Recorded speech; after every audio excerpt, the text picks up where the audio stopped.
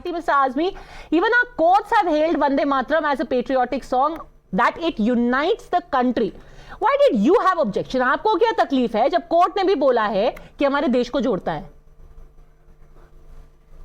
So I have verdict of Supreme Court. Supreme court ने कहा है कि इसको जो देश का सॉन्ग है जन गण मन अधिनायक, इसके बराबर इसको दर्जा नहीं दिया जा सकता। मैं इसका अपमान नहीं कर रहा हूँ।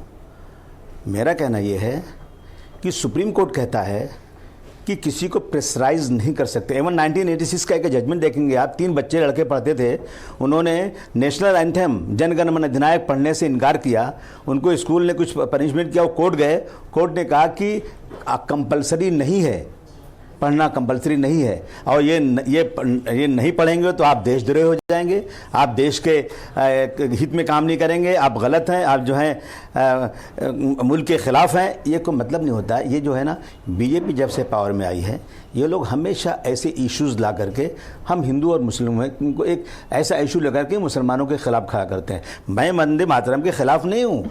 वंदे मातरम जिसको पढ़ना हो ज़रूर पढ़े। हम हाउस में जब वंदे मातरम होता है खड़े होकर बात करते हैं। अब आप जो है, आप जाओगे 4-10 आदमी एक इलाके में खड़े होकर कहोगे कि इस देश में रहना है तो वंदे मातरम पढ़ना पड़ेगा, तो मैं क्या बीजेपी का या मैं आरएसएस का या बीजेपी का कट्टरपंथियों का क्या मैं गुलाम हूँ? क्या उनकी बात मानूं? मैं इस देश के संविधान को मानता हूँ, इस देश की जो सुप्रीम कोर्ट की वर्डिक्ट उसको मानता हूँ। जिस दिन सुप्रीम कोर्ट कहेगा कि ये वंदे मातरम पढ़ना ज़रूरी है, जो नहीं पढ़ेगा वो जो है देशद्रोही है, देश के खिलाफ है, तो मैं सोचूं।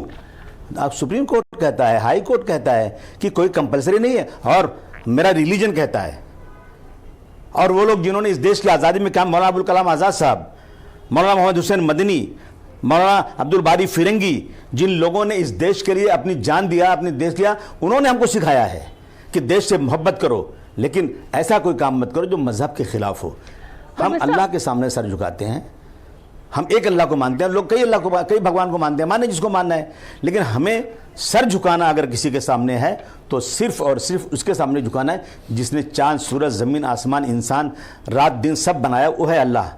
उसके अलावा किसी के आगे हम सर झुकाकर उसकी पूजा नहीं कर सकते। ये मेरा मजहब मुझे अलाउ नहीं करता। तो इसमें कौन सी चीज़? मैं तो इशू लेकर गया था औरंगाबाद के फसाद की, औरंगाबाद के फसाद, पुलिस ने गोली मार दिया और बिल्कुल गलत मारा। वो आदमी अपने घर में था, वहां गोली मार दिया, सुनने को तैयार नहीं। ये लोग इशू लाके वंदे मातरम खड़ा करके एक डिस्प्यूट पैदा करना चाहते हैं। This is how is this about any religion? Your party is a part of the India Alliance, INDIA. Can you be a representative of India and still refuse to sing Vande Mataram? It's a question of propriety. How did it become a question of religion? Don't ask me this type of question, madam. ये मेरी party उसमें क्या मैं कोई देश के खिलाफ काम कर रहा हूँ? मैं देश के साथ हूँ। आप आवाज़ लगाइए, हम देश के लिए जाकर सरहद पर जान देने को तैयार हैं। जब गुलिस्तान को खून की ज़रूरत पड़ी, सबसे पहले गर्दन हमारी कटी। अब ये कहते हैं हमसे, ये अहले चमन, ये हमारा चमन है, तुम्हारा नहीं। वो लोग जो अंग्रेज़ों को तलवे चाटते थे, वो मुझसे वफादारी के सर्टिफिकेट मांगे। मेरे बाप दादाओं ने इस मुल्क के लिए अपने खून की कुर्बानी दिया, आज भी हम देंगे। लेकिन ये कोई पैमाना नहीं है कि आपने वंदे मातरम अगर नहीं पढ़ा तो आप जो देश के खिलाफ काम करते हो। That is wrong. ये गलत, यहाँ की जनता को एक जो है ना, ये चीज़ें दिखा करके सिर्फ और सिर्फ पोलराइजेशन करने की कोशिश सर, जो आप लॉजिक दे रहे हैं वो भी तो सिर्फ जनता को बरगलाने की एक तरीका होगा, क्योंकि आपका जो लॉजिक है that your religion doesn't allow you to, it doesn't hold. The constituent assembly adopted Vande Mataram as our national song. In Congress party sessions, Vande Mataram has been sung regularly. Maulana Abul Kalam Azad was the Congress president. At that time, Vande Mataram was sung. Nobody brought up the issue of religion then. तब भी कोई मजहब की बात नहीं थी। अब आपको कहां से मजहब दिख रहा है? नो मौलाना अबुल कलाम आज़ाद साहब जब थे उस ज़माने में 1905 में ये इशू उठा था, और ये उस वक्त भी तय हो गया था कि जो पढ़ता है पढ़े, जिसको नहीं पढ़ना वो नहीं पढ़े। कुछ लोग रिलीजियस हैं, वो नहीं पढ़ते हैं, जो रिलीजियस नहीं पढ़ते हैं। शराब पीना मना है इस्लाम में, बहुत सारे लोग शराब पीते हैं। मतलब मेरा कहना है कि इस सॉन्ग को ला करके ये ज़बरदस्ती किसी पे थोकना, ये बिल्कुल गलत है। मुख्तार अब्बास नकवी साहब को बधाई हो, वो पढ़ते हैं, शहनवाज हुसैन साहब पढ़ते हैं, बहुत सारे मुसलमान पढ़ते हैं। लेकिन अगर रिलीजन में पूछा जाएगा तो रिलीजन में सिर्फ एक अल्लाह के सामने ही सर झुकाना है। मेरे बच्चे बैठे हैं, सब जनगण मन अधिनायक पढ़ना जानते हैं। साहब बोलिए, अभी मैं छोटे बच्चे से पढ़ा देता हूँ, सब चिल्ला के पढ़ते हैं जनगण मन अधिनायक जय हो, सबको मालूम है। जब आता है कि नहीं, तुमको आता है? No, no, sir. This is not about anyone, least of all children, having to prove कि उनको आता है कि नहीं आता है. It's only about you as a politician and the image and the perception. In fact, what is interesting, आपने कहा किसी के ऊपर थोपा जा रहा है, किसी के ऊपर थोपा नहीं गया.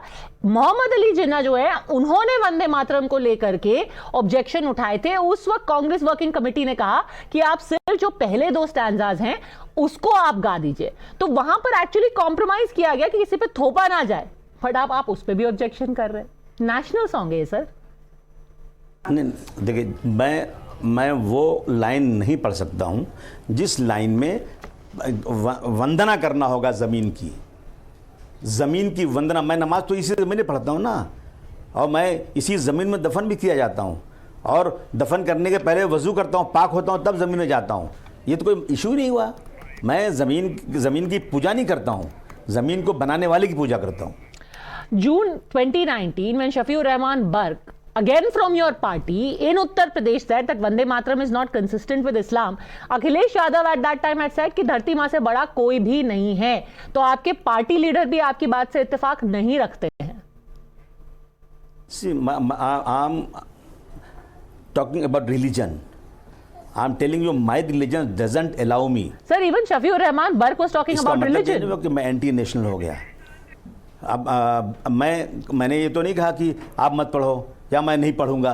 अब मैंने कहा कि आप जाकर औरंगाबाद में नारा लगाते हो कि इस मुल्क में रहना है तो वंदे मातरम पढ़ना पड़ेगा. ये किसने कह दिया? मैं सुप्रीम कोर्ट की बात सुनूं, या मैं ये जो है कट्टरपंथी जो इस मुल्क को अलगाववाद करना चाहते हैं, देश में फसाद करवा कर लड़ाई करना चाहते हैं, मैं उनकी बात क्यों सुनूं? मैं कोर्ट जिस दिन कह देगा पढ़ना ज़रूरी है, फिर उस दिन सोचूंगा मैं.